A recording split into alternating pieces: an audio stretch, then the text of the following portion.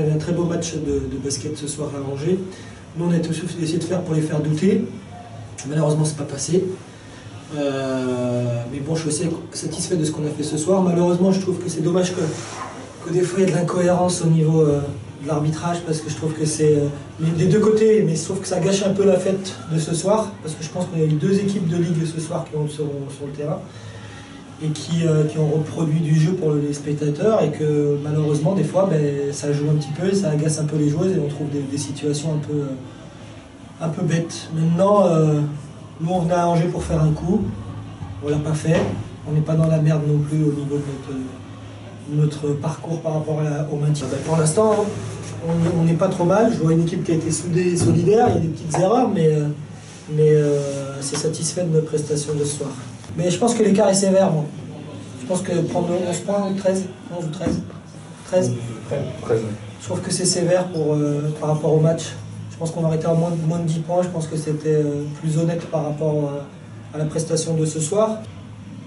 Bon, c'est dommage, vraiment dommage par rapport à la prestation qu'on a effectuée, mais non, rassurant par rapport à ce qui nous arrive, même si je sais pas que l'équipe baisse la tête, parce que là on va enchaîner Bourg chez nous, Arras à Arras, Basketland à Basketland, donc on a plus Lyon entre-temps en Coupe de France, donc on a une situation un peu difficile, donc il faut qu'on fasse le dos rond, et puis peut-être qu'on peut en prendre un sur ce qui va se passer, et on verra bien, mais si le groupe continue à travailler comme ça, je pense qu'il est possible qu'à la fin de l'année on ne soit pas 14e. La première chose, c'est que le travail il est fait. La deuxième chose, quand on joue la plus mauvaise attaque du championnat à 60 points et qu'on est capable d'en encaisser 80, il y a 2 façons de l'interpréter. Soit le match de Basketland a fait du mal, soit à un moment donné, c'est un relâchement qui peut être compréhensible.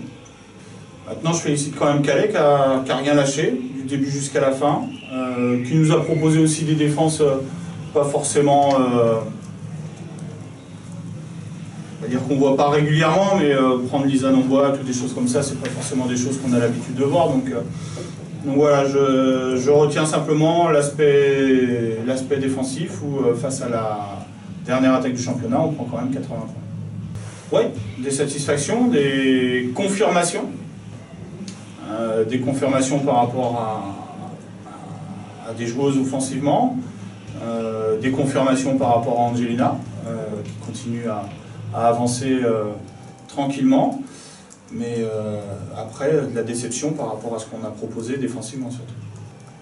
Et après le travail est là, on a gagné. Un relâchement peut-être, inconsciemment. J'avais demandé qu'on respecte cette équipe-là, et il y a eu quand même des phases de jeu où j'ai trouvé qu'on manquait singulièrement de respect par rapport à l'équipe de Calais, où on tente certaines choses que je n'avais jamais vues. Donc oui, peut-être un petit peu de relâchement, mais ce que j'attends surtout, c'est ne pas avoir de confirmation de ça contre Tarbes et contre Toulouse.